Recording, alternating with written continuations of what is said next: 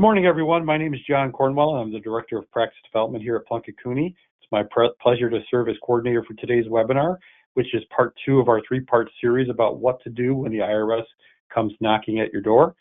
In part 1, we focused on the IRS collection process and the 2 most common collection alternatives, which are installment agreements and offers in compromise that the agency makes available to taxpayers. Today's session, we're going to review other collection alternatives that are available for unique and complex tax controversy cases. And these include currently uncollectible status, bankruptcy, penalty abatement, lien release, also known as subrogation, and innocent spouse relief. And we will also cover the Bureau's passport reinstatement program. And our presenter today, Joe Peterson, may even have a few thoughts about some of the more recent things going on in Washington as well. So as we did in part 1 of our series, Joe is joining us, and he's going to walk us through the options I just talked through. And Joe is the leader of our tax law practice group, and I'm going to formally introduce him in just a moment. But before I do that, I'd like to take a few moments just to provide you with some background about our law firm. For those who don't know, Plunkett Cooney is based in Southeast Michigan. It is one of the Midwest's oldest and most accomplished law firms with approximately 130 attorneys. We have offices in 7 Michigan cities, as well as in Chicago, Illinois, Indianapolis, Indiana, and Columbus, Ohio. The members of our tax law practice group provide an array of services from business tax controversy and tax planning to personal tax controversy and issues related to state and local taxes, including commercial property tax appeals. So with that, let me introduce Joe Peterson to you. He is a senior attorney in our Bloomfield Hills office, and he has worked with businesses and individuals to address their tax law needs for about a decade now. His expertise includes dealing with collection actions brought by the IRS against individual taxpayers and businesses. He routinely advises and represents clients in virtually all facets of tax law, including personal and business tax controversies. And his efforts have helped put his clients at ease. And I can say without much hyperbole that he's helped them save millions of dollars along the way. So welcome, Joe. Welcome to all of you joining us today. And let me just wrap up my remarks with a couple housekeeping notes about how the presentation will go. For the Q&A portion of our webinar, we're going to use our questions window on your GoToWebinar navigation display. So please take a moment now to locate the window and feel free to enter questions as they occur to you during the program. At the end of the presentation, we're going to try to answer as many questions as possible. And I always add this caveat: please keep your questions to somewhat of a general nature. Discussing your specific and ongoing issues is best done privately, as I hope you would agree. And finally, I want to mention that today's session is being recorded, and that recording will be available on the event page of Plunkett Cooney's website, which can be found at plunkettcooney.com. Thanks again for attending today's webinar. Now let's get started. Joe, the program is all yours. Thank you, John, and welcome everybody to today's webinar presentation on some additional collection alternatives that are available to taxpayers to resolve their tax disputes with the IRS. Today's presentation is going to cover a few different topics. Those are going to include bankruptcy, penalty abatement, the IRS passport denial and revocation program, the lien release and subordination programs, property held by third parties, and innocent and injured spouse relief. And then at the end of the program, we will discuss briefly the changes at the IRS that have taken place since the current administration took office at the beginning of the year. So the first thing we're going to discuss today is bankruptcy. Bankruptcy is an option that is available to many taxpayers, but it's not a well-known option, even amongst tax practitioners. Bankruptcy works very similar in the tax world as it does for just your regular garden variety debt, but there are certainly some differences between a bankruptcy that's taken for tax purposes than what you would see for just a normal bankruptcy. The first is that we discussed in the previous webinar various tax resolution options that are available. For a taxpayer who is pursuing a bankruptcy, one of the first things to know is that once you file bankruptcy, there are all the other options that are available to resolve your tax issues with the IRS are no longer available until that bankruptcy is finalized. So that can be rather significant. As some of you may know from the past, a bankruptcy can take quite a long time to work its way through a court system and be fully discharged. So that's an important thing to keep in mind when considering whether a bankruptcy might be right for you to discharge your tax balances. It also eliminates other collectional resolution options like an installment agreement or an offer in compromise. So if you were interested in pursuing those at the same time, those simply just won't be available while the bankruptcy is in place. And to further the point even more, once you initiate a bankruptcy, when you call the IRS at that point, the IRS certainly won't hang up the phone on you, but they won't discuss your case while the bankruptcy is active. So they'll essentially flag your tax transcript and your tax account in their system to be in a bankruptcy status, and they won't discuss anything further with you at that point. So the first form of bankruptcy that can be used to discharge a tax balance is Chapter 7 bankruptcy. Now, Chapter 7 bankruptcy in the tax context works very similar to the way that it does in the regular context, which is to say a Chapter 7 bankruptcy is meant to fully discharge debts and give a borrower or a taxpayer in this particular circumstance a fresh slate or a clean slate going forward once the bankruptcy is fully discharged. So to pursue a Chapter 7 bankruptcy as a taxpayer, there are a few things that must be done before you can actually include a tax balance for a given year in the bankruptcy. And I want to highlight at this point, before we even go further with bankruptcies, that the IRS doesn't view a tax balance as they don't view tax balances as one just big number for a taxpayer. They view it as the sum of any tax years that have balances. So what I mean by that is that if you're a taxpayer and you have a balance for 2022, 2023, and then you just generated one last year when you filed your returns for 2024, all three of those balances might equal a certain number, but from the IRS's perspective, each one of those balances is separate and distinct in their system. And that's important because there's certain rules that come into play in terms of which balances can be included in a bankruptcy and which ones cannot. And that's what we're going to cover with regard to bankruptcy right now. But I wanted to highlight that because many taxpayers, justifiably view their tax balance as one big number that they have to pay. And it's simply not true from the perspective of the IRS in any circumstance, and particularly in the case of a bankruptcy. So, the first thing to keep in mind when thinking about a Chapter 7 bankruptcy and whether it might be right for you to discharge your tax balances is that any balances included in a Chapter 7 must be at least 3 years old, meaning that the balances must have been assessed against you a minimum of 3 years ago. So if you're looking at 2025 right now, as we are, those tax balances would have to have been issued back in 2022 or earlier to be included in a bankruptcy.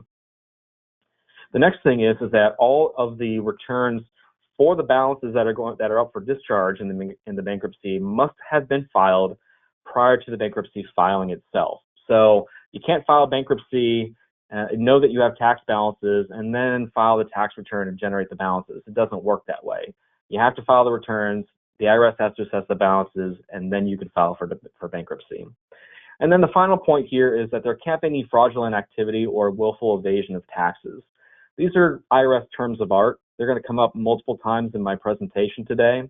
What you have to know about those is that they are determinations that the IRS makes when they review your overall tax transcripts and your behavior as it pertains to the IRS proper. And they're looking to see if you have taken any proactive steps that they can identify to avoid paying taxes, to deliberately file tax returns that exclude or include numbers or provisions that make your taxes lower than what they might be, or that you are actually evading taxes by not paying them. You could pay them, but you're just choosing not to for some specific reason above and beyond just kind of normal reasons that people have. So it's a bit of a term of art. It is a fact-driven analysis that the IRS will do, but I just want to highlight that just at this point with Chapter 7, because it will come up with other things we talk about today. The next form of bankruptcy is Chapter 13 bankruptcy, and this is different than Chapter 7 because a Chapter 13 bankruptcy really is a reorganization of debt, and it functions the same way in the tax space as it does just normally with other types of debt. So what a court will do in a Chapter 13 bankruptcy is that they will review all of the balances that a taxpayer has with the IRS and then other forms of debt as well, and they will determine what assets or what income is available to pay those balances, and then they will reduce or eliminate balances depending upon that analysis. So that's certainly true here as well. The bankruptcy judge will reduce or eliminate some of the IRS tax debt and then allow the taxpayer to set up some payment plan to pay the remaining balance. So, to be able to do a Chapter 13 bankruptcy, you have to have regular income, and you also have to be able to have the ability to make regular payments that would fully resolve whatever balance the bankruptcy judge arrives at within the 3 to 5 year time period, based upon what's originally owed. So what's unique about this, aside from the fact that it's a reorganization, is that you can also include penalties in the reorganization. So a Chapter 7 bankruptcy is literally just the balances themselves, what the taxes are that are owed. It won't reduce or eliminate penalties or interest, but a Chapter 13 bankruptcy will allow you to eliminate penalties. So that's kind of a nice feature of Chapter 13. But what I will say for either form of bankruptcy is that interest is certainly not, you can't include your interest in the bankruptcy themselves. That's a very common theme throughout the collection resolution practice area. If you have interest that you owe the IRS for taxes that you haven't paid, that interest is evergreen. You're going to have to address it at some point, and it can't be discharged. So these are the requirements, regardless of for declaring bankruptcy, regardless of whether you select a Chapter 7 or a Chapter 13 bankruptcy form. They are kind of general conditions that must be met with the IRS, and I'll explain why that is in a moment. So the first is that the only forms of tax that can be included in a bankruptcy are federal and state income taxes. And this is really important because there are certainly other types of tax that can be assessed against the taxpayer, and those can include things like trust fund payroll balances if you're a business. It can be fraud penalties. There can be trust fund penalties.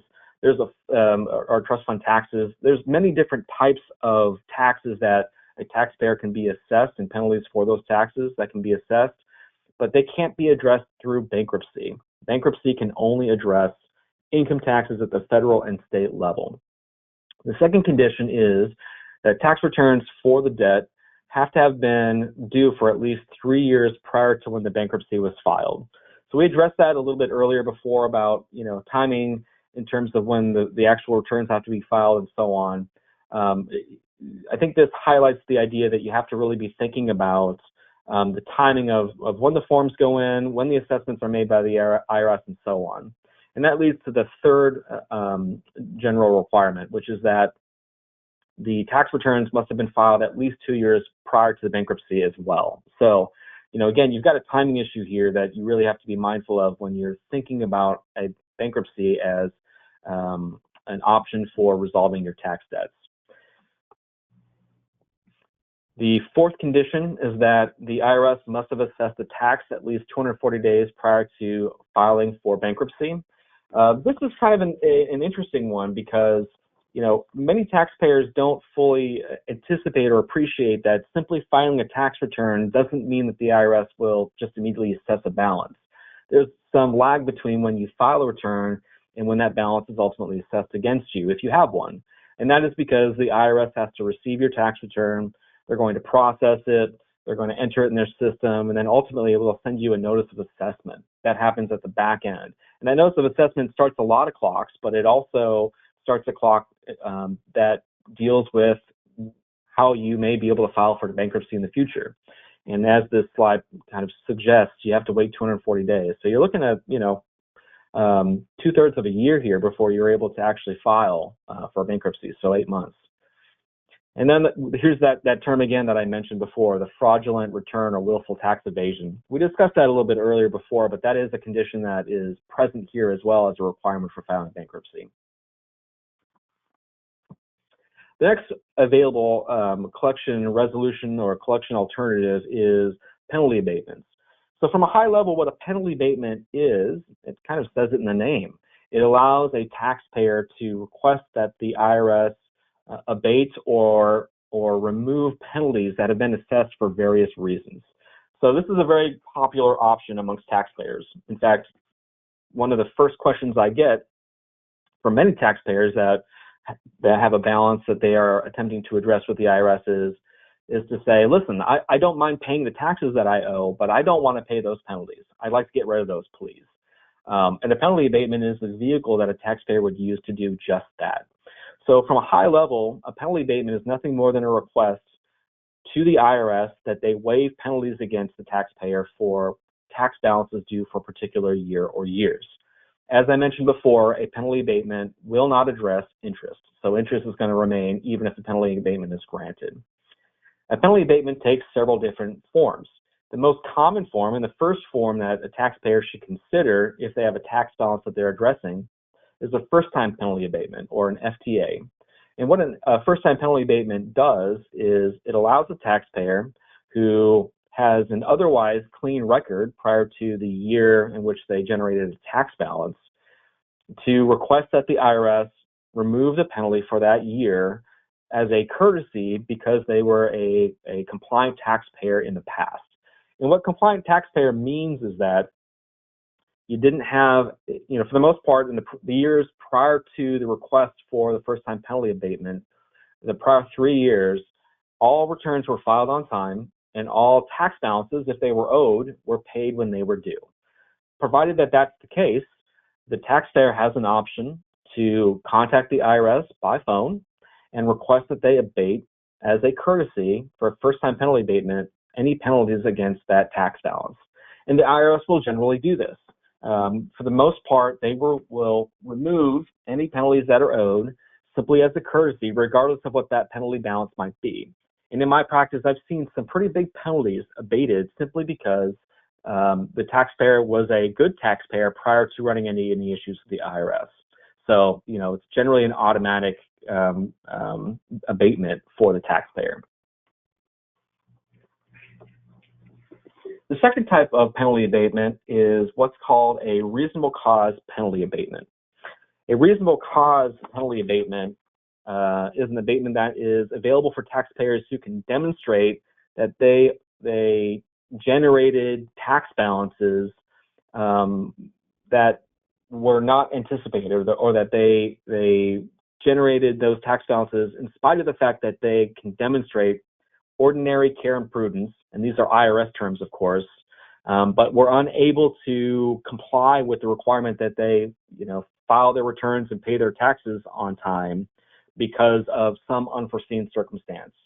So when we're talking about ordinary business care and prudence, and again, that's an IRS term, what we're really talking about here is that, as a taxpayer, you can't just be ignorant of tax law. You can't just not file your returns and then come back and say, well, I just don't want to have those penalties on there.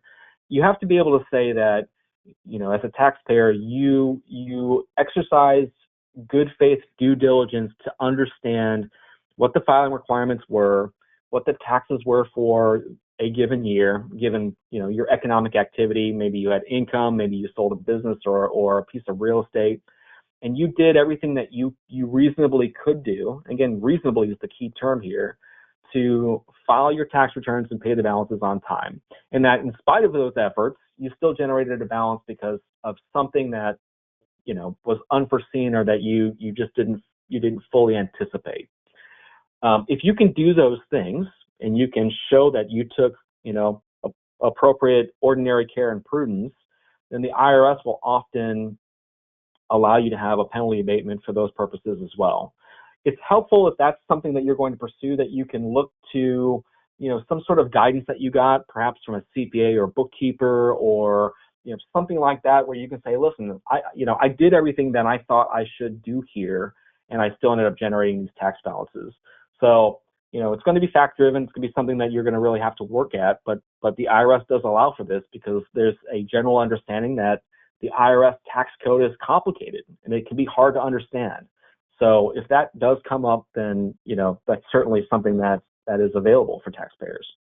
But again, just to really highlight it, you can't just say, that you forgot to file your tax returns or that you just simply didn't bother to submit them. That won't meet the ordinary care or prudence standard. The next available type of penalty abatement is a penalty abatement for reasonable cause. This is a very common type of penalty abatement as well, because for many taxpayers, in spite of their very best efforts and in spite of having perhaps a sparkling record in the past of filing and paying their tax returns, life often gets in the way and things do come up for taxpayers that really impact their ability to file their tax returns and pay their balances on time. And those things are pretty common sense, but a good example of that would be a death or a serious illness that impacts either the taxpayer's spouse or immediate family. Serious illnesses come up all the time, and it's very common, particularly if they impact the taxpayer, personally, not just a family member, but personally impacts them. You're going to kind of lay things down and not worry about certain things to get your health in line, in particular if you have serious consequences that go with those health impacts. And the IRS understands that, filing your taxes might take a back seat for a period of time. So when you have serious hardships like that, the IRS will often allow you to abate your penalties. This will be a common theme with all of our penalty abatement types here, but these types of penalty abatements for reasonable cause are very fact-driven. So you're going to have to really focus on the narrative of what exactly it was that caused you to not be able to address your taxes on time. And it has to be more than that you broke your arm, right? I mean, you're looking at something like a cancer diagnosis is a very good example.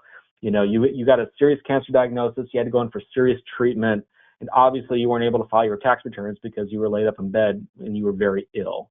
That's a good reason to say, to request a reasonable cause penalty abatement, and those are often granted. Another example is a penalty abatement for natural disasters or casualties related to a national disaster. An example of that is going on right now in Texas, right? So we have these Texas floods that are impacting the communities down there in Central Texas specifically. Well, that is a good example of a reasonable cause request. You don't have your records. If your house floated away in the river, you may not have your tax records. You may not have your ability to do that. You're probably worried about where you're going to stay, where you're going to live, what you're going to eat. Those are great examples of reasonable cause penalty abatements. But I will say, and we'll cover this in another reason here at the end of the penalty abatement section, the IRS will often proactively issue administrative remedies for that, and you won't have to even apply for a penalty abatement because they will recognize that a national disaster has been declared or something to that effect, and they'll make provision for taxpayers so they don't even have to apply. Another reasonable cause is the inability to obtain tax records. What this specifically is pertaining to, this is a very narrow type of penalty abatement that has to do with a taxpayer's inability to get things from maybe a former employer or a financial institution, or maybe a CPA that they formerly employed is refusing to release records to them. Some sort of disruption that's beyond the control of the taxpayer that is preventing them from filing their tax returns. That is a remedy that is available for, a penalty abatement is a remedy that's available for that type of taxpayer to address issues related to that. Mistaken understanding is a type of penalty abatement where a taxpayer has made an honest mistake, again, using that ordinary business care and prudence standard that is based upon some advice that they likely got from, either a tax professional like a CPA or a bookkeeper, or sometimes even from the IRS. One of the key features of this type of penalty abatement, though, is that you really want to see something in writing, particularly if you're going to say that the IRS gave you bad information. You really need to have that information in writing and be able to produce it along with the request for the penalty abatement, because simply saying that you talked to somebody on the phone at the IRS and they told you something that, you're claiming threw off your ability to file your tax returns or pay your balances, that's often not enough to be able to be granted that penalty abatement. So you need to be able to show that you have it in writing. Another form is undue hardship. So this is different than just the hardship that we talked about earlier related to something to do with illnesses or something to that effect. Undue hardship in this context has to do with the financial hardship or the ability of the taxpayer to actually pay their balances.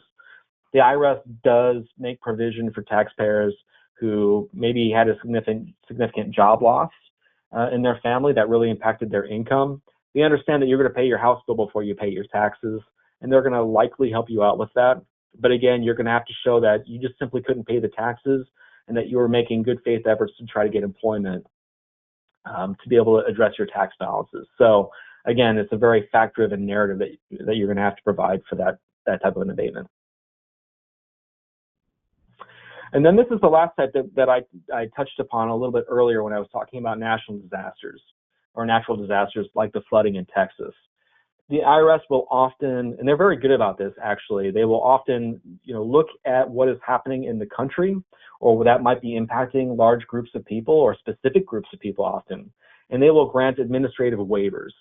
If they do this, they will be very proactive about issuing notices, both through normal channels like emails and by posting on their websites. And they will often also include forms with the tax returns for that year that will clue taxpayers into the idea that they have relief that's available to them in the form of various things, up to and including penalty abatements if they're not able to file timely. Oftentimes what you will see is that they'll just extend the filing deadline outright. So there won't be penalties assessed because you'll get an extra year or something like that to file your tax returns. So another notable exception or example of this would be the pandemic, just to highlight another reason that we saw these. So if you had tax returns that you were filing in the 2020, 2021, or 2022 tax years, those were all granted administrative waivers. And then the final reason is statutory exception. So this is back to the first reasonable cause piece that we were talking about here for penalty abatements. This is when there was some statute that was issued that maybe wasn't coherent or that wasn't clear, or there was some written advice that a taxpayer received. The IRS will grant an exception for that as well.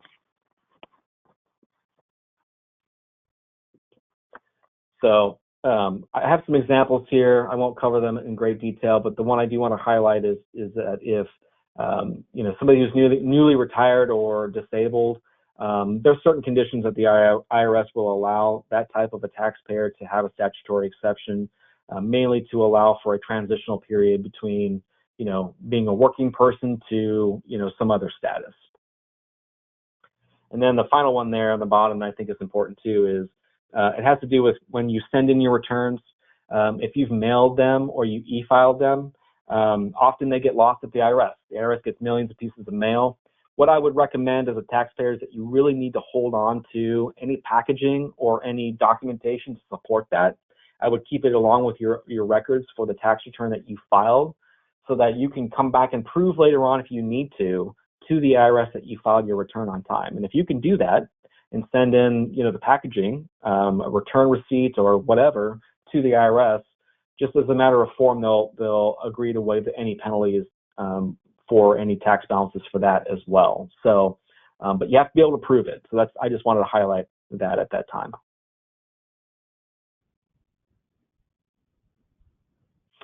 Okay, so we're going to move on from penalty abatements to another program that the IRS uses to kind of inspire, for lack of a better term, taxpayers to take their tax balances seriously. If you have a tax balance that is greater than $62,000, including interest and penalties, and despite all of the IRS's best collection efforts, you have still not addressed your balance, the IRS will certify your tax balance to the Secretary of State or to the State Department to have your passport either revoked or denied. And this can have a pretty big impact on a lot of taxpayers who either are traveling or that travel often for business because you often need to renew your passport. You need to file for a new one or what have you. So this program has increased in popularity at the IRS. They have had a great deal of success getting borrowers back to calling them and getting taxes ultimately paid. So one of the things I do want to highlight, I kind of moved on quickly from that first slide, is that if you have an active passport, the IRS will potentially revoke it. If you're traveling when that happens, it is still going to be good to allow you to get back into the country. So, I don't want to scare people to think that you could be traveling, you have a tax balance, and then the IRS immediately yanks your passport and you're stuck wherever you were traveling to. There are certainly ways to get back into the country that way, but once you get back, you're not going to have a passport, at least not an active one. So there are options that are available if you find that your passport is revoked. And you're going to get a notice in the mail from the IRS letting you know this. So it won't just be some mystery thing that happens when you go to try to use your passport. The first is that you can do what any taxpayer can do in any situation, which is that you can always pay your balance in full at any point in time. The second is that you can establish some sort of a payment plan. So if you set up an installment agreement, for instance, and you make 3 monthly payments towards that installment agreement, you can apply to have the IRS remove the hold on your passport, and they'll often do that for you. But the key feature here is you have to have made at least 3 payments, and you have to be on an automatic payment plan with the IRS before they'll agree to withdraw their hold on your passport.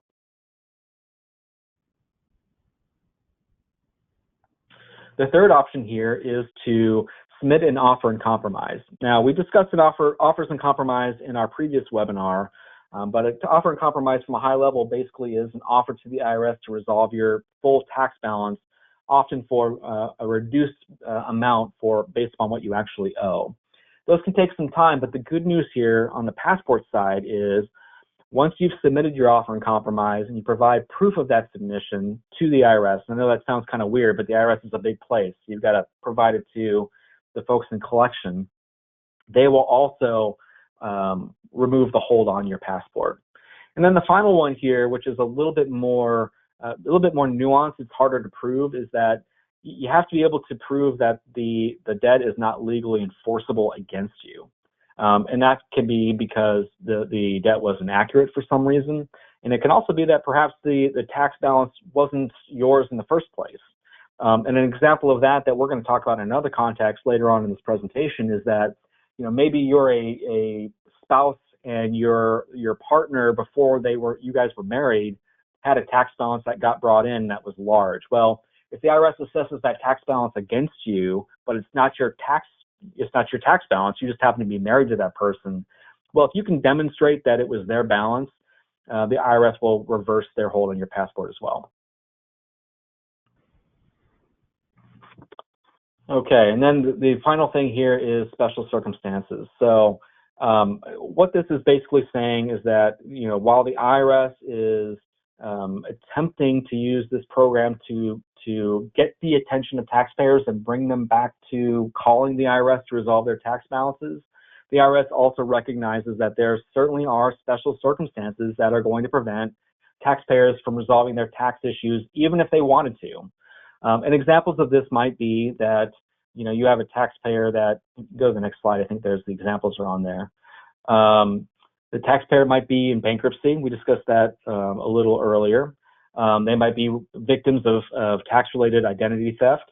That's fairly common in the IRS tax space. And then there's 2 really big ones that I want to highlight here. The first is that, you have taxpayers that are military, active duty military members that may be deployed or in designated combat zones. The IRS will allow exceptions for that, for passport denial or revocation. And then the final one is that there might be, some other circumstance that's preventing a taxpayer from addressing their tax balance. Something like, there might be another procedure going on. And I see often where taxpayers maybe have an issue with the Department of Justice, as an example. So, maybe there is some other thing happening with the Department of Justice where the taxpayers' assets have been frozen, and they can't use those assets to pay a tax balance. Well, in that context, it doesn't make a lot of sense to deny or revoke their passport, because even if the taxpayer wanted to, they can't use those assets until whatever's happening with the DOJ resolves itself. So if there's some other process in place like that, the IRS often will hold back on certifying with the Secretary of State to deny your passport.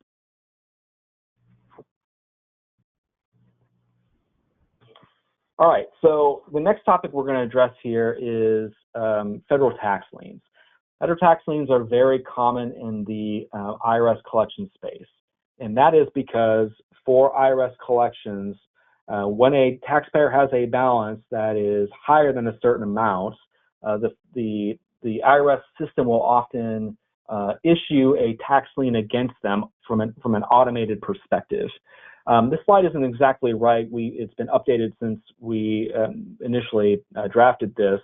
What is actually accurate here is that the IRS will, almost as form, issue a federal tax lien for taxpayers who have a balance of $10,000 or more, not 50. And it's an option for them. So the IRS doesn't necessarily do it automatically. It is something that the IRS does, if and when certain circumstances are met, but it's pretty common to see it be addressed against assets, typically homes or real estate of a taxpayer for those balances. Now, when this happens, it'll just sit out there, and the IRS is preserving their interest essentially to collect against you and against your assets if you have equity in those assets. And what's important to know here is that if you're a renter, or if you're living in a house, but the house is maybe in a partner's name, maybe a husband or a wife, a federal tax lien simply won't attach to it. It can only be attached to property that you own individually or through a business. But if that is the case and you need to get that lien released for a certain reason, perhaps because you need to refinance, as an example, that home to pull out money or to get a better rate, there is a mechanism in place to allow you to do that.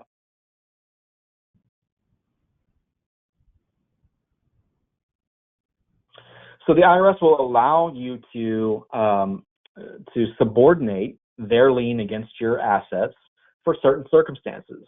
They'll do that if you fully pay the balance. Common theme, we talked about that earlier in our presentation today, but if you fully pay your balance, they will release their lien. It's that simple. The other is that if you drop below a certain balance and you're in a installment agreement, they will also agree to release their lien, just as a matter of form. And then we talked about this before. If you are in an installment agreement, you make 3 monthly payments, similar to what's true for the passport program. The IRS will also agree to release their lien. Outside of these circumstances, the IRS will leave their lien in place. So this deals with the lien release portion of this section. If you wanted to get your lien subordinated, there's also options for that. So if you want to get your lien subordinated, and again, we talked about this slightly earlier, but perhaps you want to refinance your home, you want to pull money out, you want to get a better interest rate, the IRS will agree to help you, but they will only agree to help you if it puts them in a better position to collect their tax debts or your tax balances. And so what this means is that you have to show that by refinancing, you're able to get money that you're going to use to pay down your balance, or by getting a lower interest rate, you're going to have more money left over at the end of the month to be able to make a larger installment agreement payment towards your tax balance. If either of those is true, the IRS is very open to allowing you to subordinate their lien in favor of a new mortgage. And to do that, you essentially file certain forms with the IRS, in this case, Form 14134, to request that the IRS subordinate your lien. And if you do that, the IRS is going to request in return that you send over documents related to the new mortgage. So they're going to want to see the closing package. They're going to see how much money you pull out. They're going to want to make sure that they get their cut of it. But as long as you send in the appropriate documentation, generally speaking, the majority of the time the IRS is pretty comfortable subordinating their lien, particularly when it puts them in a better position.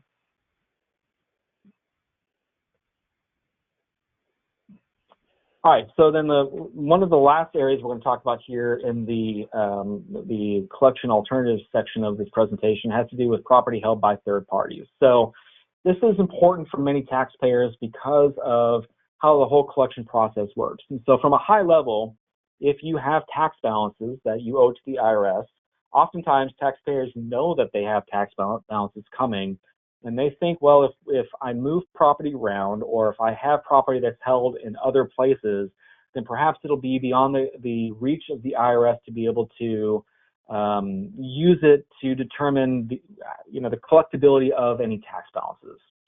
The IRS understands that taxpayers do this. They're certainly not new to the game.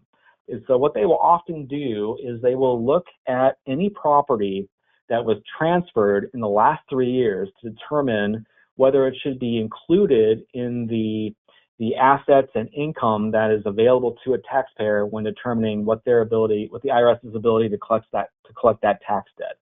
So, what's important here is that if you are a taxpayer and you have property, you can't think that you can move that property and then call the IRS once that property has been moved to perhaps a wife or a family member, or it's sold, and that the IRS won't see it. The theme here is that they will look 3 years back and they will see that property, and they'll make a determination that it should be included. To do that, there's a couple different things that they'll look at to determine whether that property really should be included. And the first is whether the property was transferred to what the IRS calls an alter ego. And an alter ego is basically a legally distinct entity that is so intermixed with the entity that has the tax balances that from a practical perspective, they really aren't easily separable. So, if you have a taxpayer, I've got an example here, you have a taxpayer who closes their business and opens a new business in the exact same place with a similar name, same ownership, etc., and has all the same assets, and they do this to try to get rid of the tax balance once they dissolve the old business, the IRS is going to look right through that and say, well, listen, you obviously have closed the business that has the tax balances, but you've popped up basically the same business with all the same information in the same spot. And so because you've done that, we're going to transfer the tax balance from the old business into the new business and still enforce it against you. So that's the first one. The second one is a nominee. I see this one much more commonly with businesses that have, maybe multiple subsidiaries, I should say. And if you have a parent company maybe that transfers to one of the subsidiaries, or you on an individual basis, you've got a brother who transfers to another family member, like a sister or a parent, to avoid the asset being viewed by the IRS. The IRS will see that as somebody holding that property on your behalf as a nominee, and by virtue of that, they're going to include it in your estate, particularly if this was done in the 3 years prior to when the balances were assessed, or when you call to address those balances.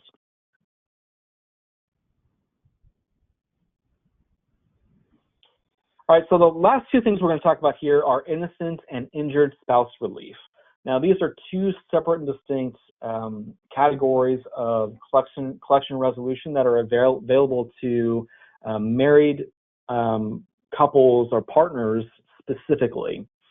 So what they have to do with innocent spouse relief are for, and both of them actually in this matter, are for couples who file joint tax returns. So in the case of innocent spouse relief, we talked about this a little bit earlier when we were talking about penalty abatements, but innocent spouse relief has to do with a spouse who marries their partner, and their partner enters the relationship with tax issues of some kind, often tax balances that the innocent spouse is unaware of.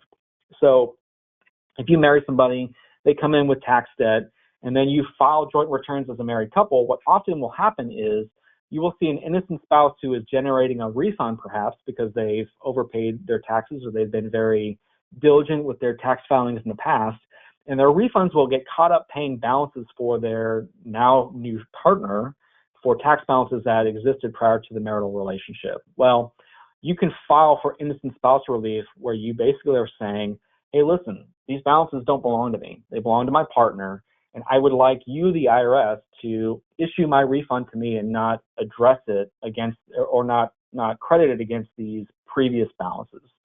And if you do that, the IRS will look at the record, the transcript for both you and for your partner, and they will often determine that what you're requesting is appropriate, and they will allow you to receive your refund. They also might allow you to seek innocent spouse relief when you are when you have a partner that's amending a joint return without the knowledge of the other spouse. So, when that is the case, the IRS will also allow you to not be held liable for those tax penalties. And that's important because, if you're a taxpayer that files that files under the married filing jointly filing status, what many marital partners fail to fully appreciate is that you are jointly and severally liable for those tax liabilities, even if you were to divorce in the future. So, if you have a partner that is amending a return after you've signed it, and there are tax balances that are generated because of that amended return, you can seek to have those balances only applied against one of the other partner.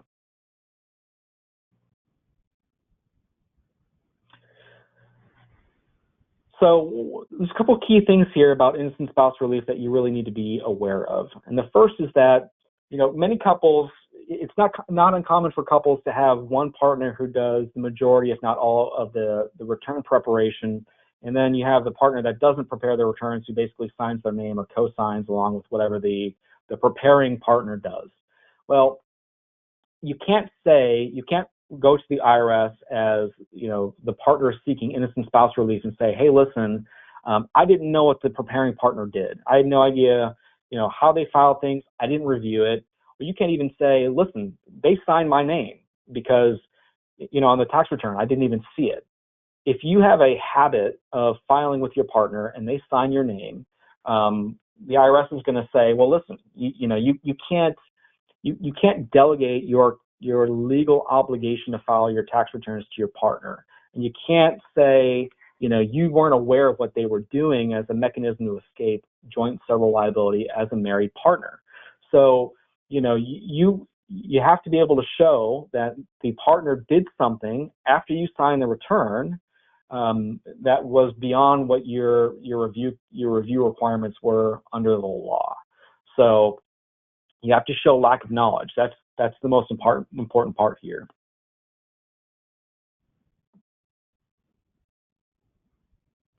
And again, I mentioned this before, the IRS is going to look at your filing history. They're going to see, if you filed jointly in the past, they're going to look at how you did it. They're going to look to see if the returns were signed by by one party on behalf of both parties. And they're going to see if there's a filing requirement for you. And what that means is that, every partner, every person in the United States has a filing requirement if they earn income. If you have a filing requirement and you fail to meet that filing requirement, then, innocent spouse relief simply isn't going to be an option for you.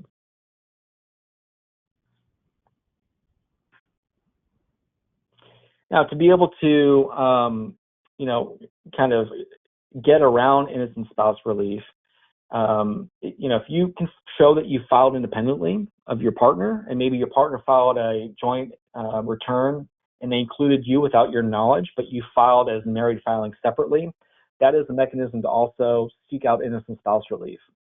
So, again, the whole point of this is a fact-driven analysis.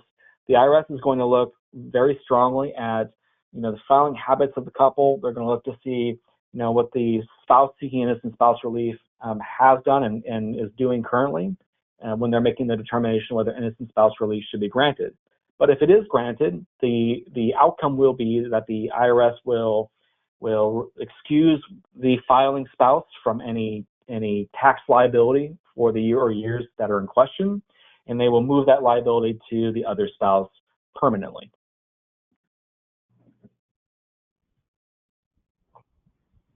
All right, this is the next and final form of relief that we're going to talk about today, and that is for innocent spouse relief. And I touched on this a little bit earlier.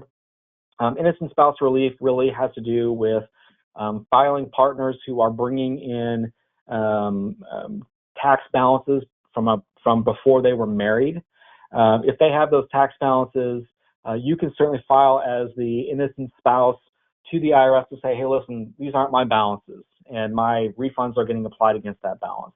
And if you do that and you can show that the balances were from before you were married, the IRS will essentially separate that liability out. So you can still have joint and several liability for any new balances that are generated, but any balances that were generated from before you were married, the IRS will partition between the two spouses so that the innocent spouse won't be responsible for those balances that were incurred prior to the relationship or to the marriage.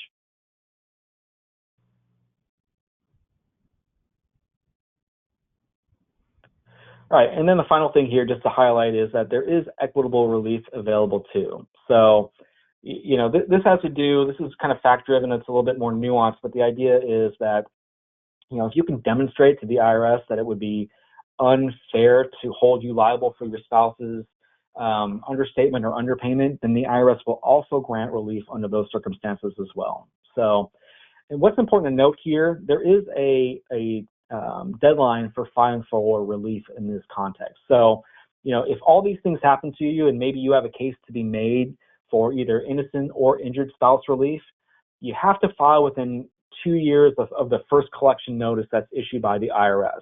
So it's not the date of assessment, it's when the IRS starts to issue notices for collection. You have to file within 2 years. If you wait beyond that 2-year deadline, then innocent and injured spouse relief are no longer available as a remedy to resolve your tax debts.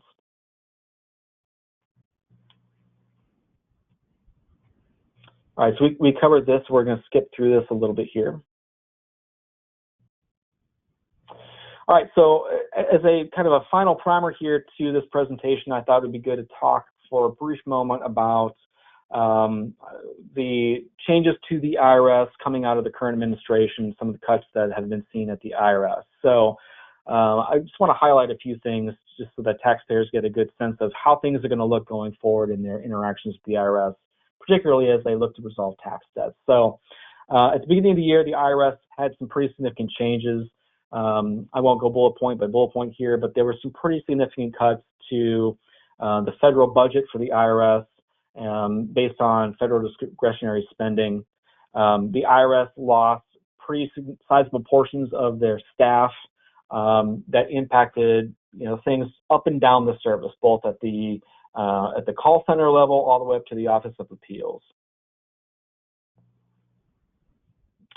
So along those lines, there were widespread layoffs and voluntary resignations that occurred, or retirements. We're now on our 5th tax commissioner. It says 4th in this slide. We've actually got a 5th one that was just sworn in a couple weeks ago. His name is Commissioner Long to the IRS. And the result of all of this stuff is that there is a great deal of operational strain and uncertainty at the IRS. So we have a slide here coming up shortly that'll show essentially what those cuts look like. Here it is right here. This is reported by the New York Times and through through CNN, but you can see here that there have been sizable cuts to auditors. So those are going to be people who are auditing prior returns to basically dispute what was filed or to verify what was filed by a taxpayer. Revenue officers are individuals who are going to call you up as basically IRS police officers, for lack of a better term, who are empowered to take certain collection offers and investigate tax debts with taxpayers.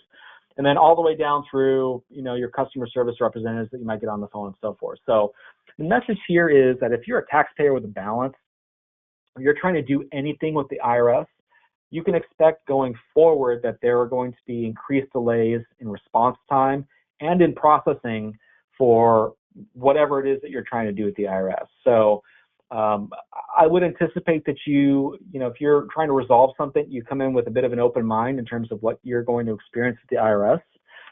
They're going to be reasonable with you, but you're likely to see, extended hold times when you call the IRS. You're likely to see extended processing times.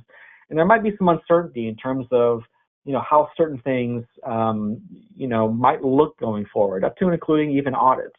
I've had clients that were in audits with IRS agents that the IRS agent was simply fired or left the service midway through the audit. And the audit was dismissed. So, I just want to highlight those things as you're trying to work your way through the IRS, that things are going to kind of be uncertain for a little bit here.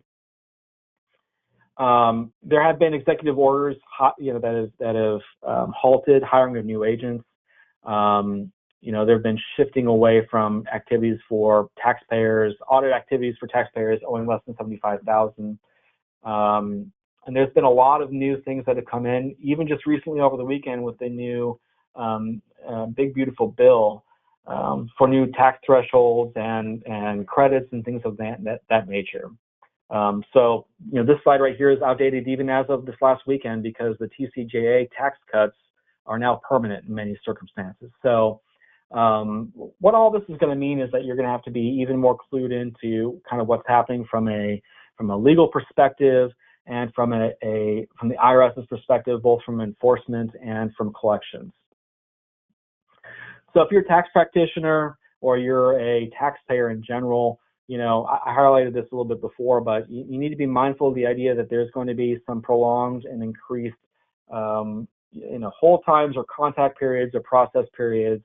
And then you're going to have to, with the IRS, and that you're going to have to be really diligent. So, one resource that you have available is you've got a lot of places like Plunkett Cooney that are very focused on these changes as they come through the IRS.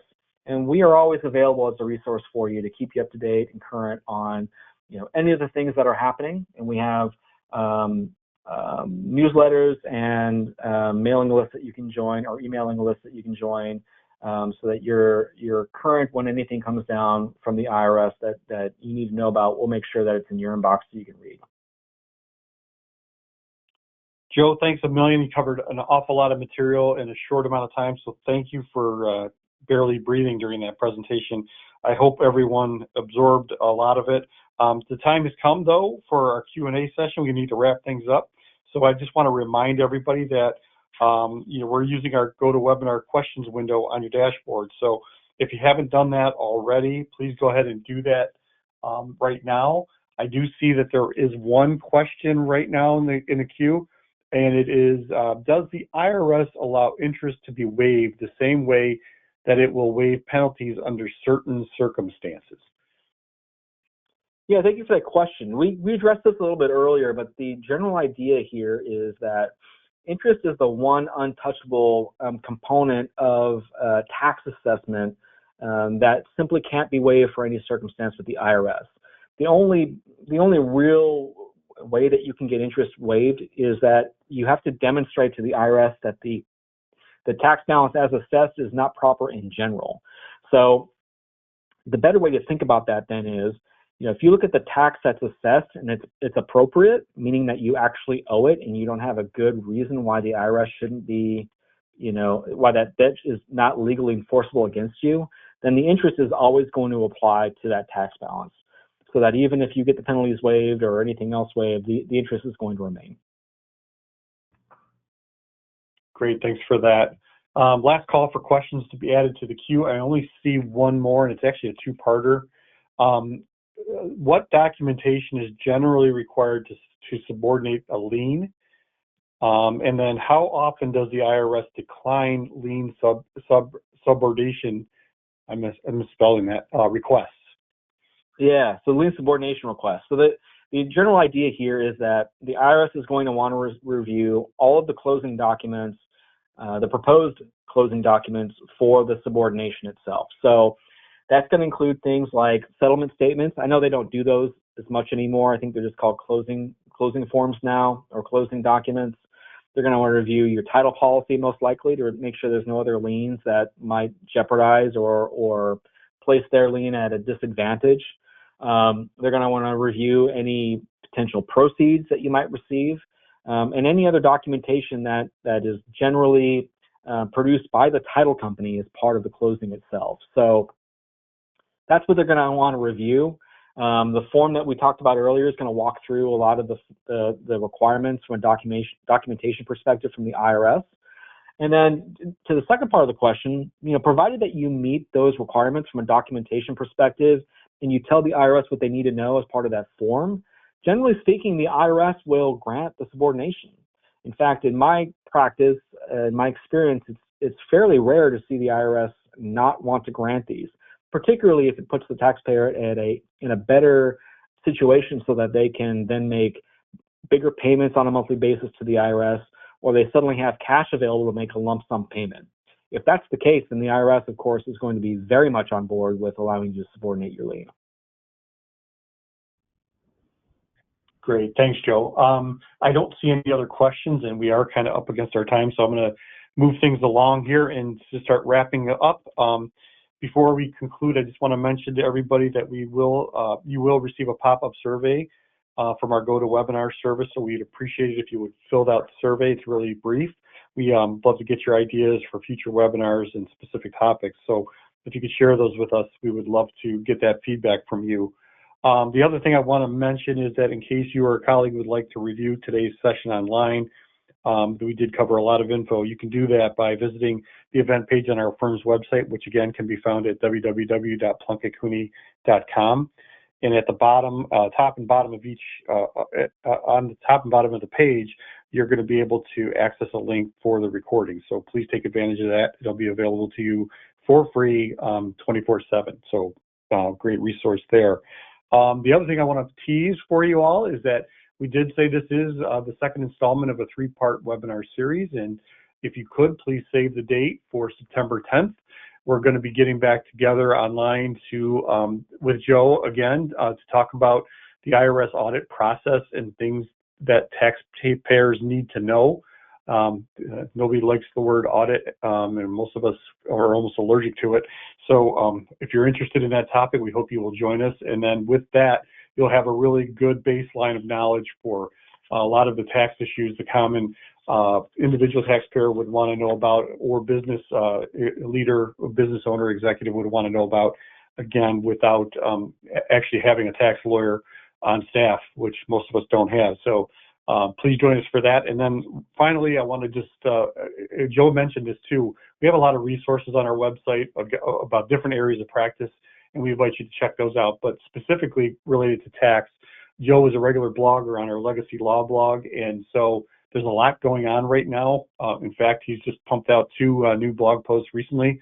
So check out our Legacy Law blog on plunkettcooney.com. So with that, we want to thank everybody for attending today. Joe, thank you again for your efforts. And on behalf of Joe and everybody in the tax law group and business group here at Plunkett Cooney, we wish you all the best and hope you have a great rest of the day. Thanks for attending, everybody.